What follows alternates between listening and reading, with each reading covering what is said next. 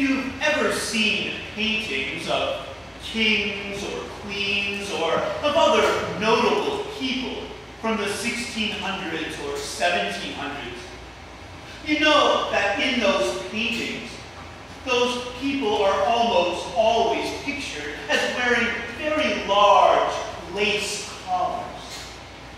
That's because back in that day, lace was very expensive. And so one of the main ways that people showed off about how great they were, about how important they were, was by how much lace they wore.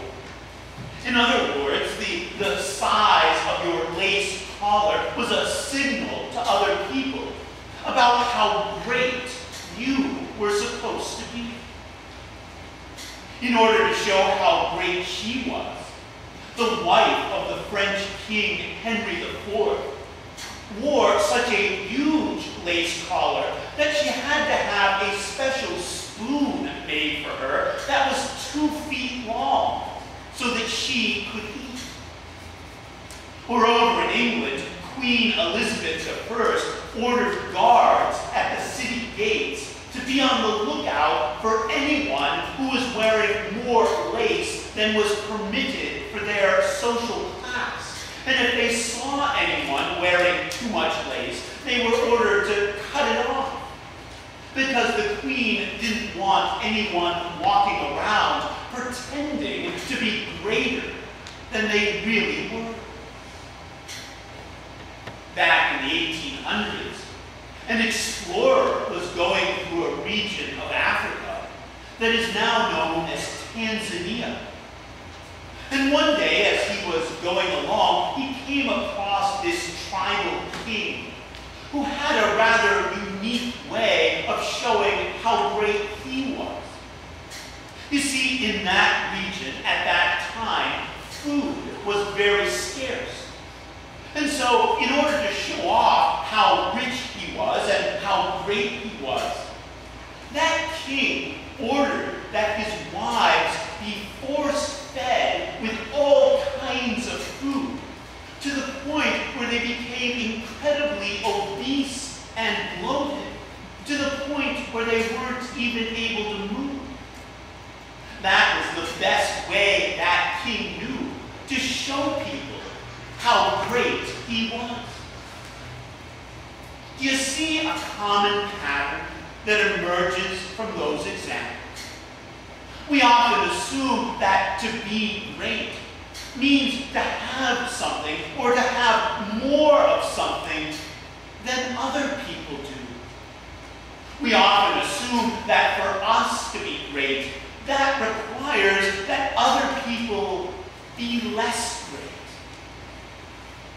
It's like a survey they did a few years ago at Harvard University. They asked a group of professors and students which job they would prefer.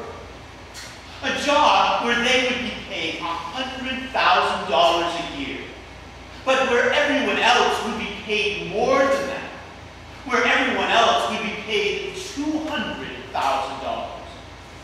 Or a job where they would be paid $50,000, but where everyone else would be paid less than that, where everyone else would be paid $25,000 a year.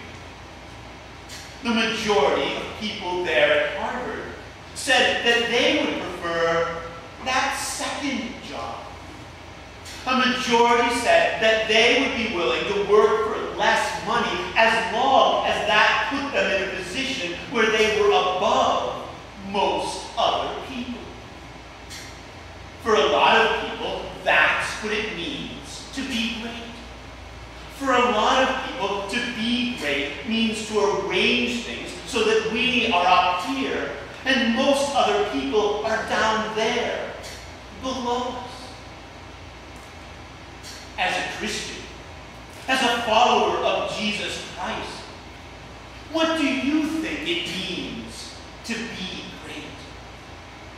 That's a question that Jesus posed to his first disciples.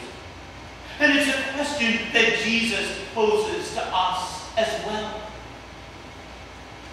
When I attended Grove City College, there were 2 Presbyterian churches in town. There was Tower Presbyterian, and there was East Main Presbyterian. But ever since the college had been founded, and for about a century afterwards, whoever was present, he and his wife, always attended Tower Church. That was the prestigious church. That was the great church. But then, in the early 1980s, a new president came to the college.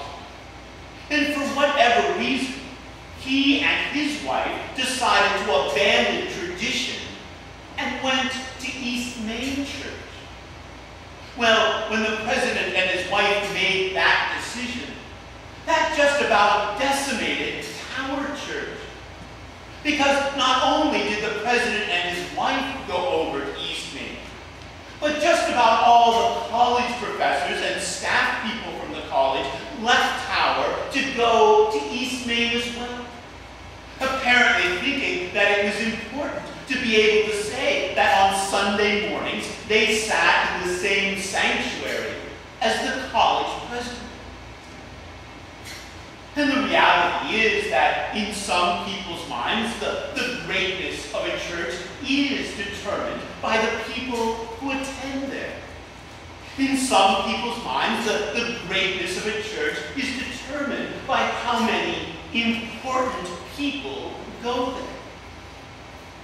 For instance, every time a new president is elected, just about every church in Washington, D.C. falls all over themselves in the hope that the president and his family will worship in their church. For instance, if you go in New York Avenue Presbyterian Church in Washington, D.C. today, right away they'll point out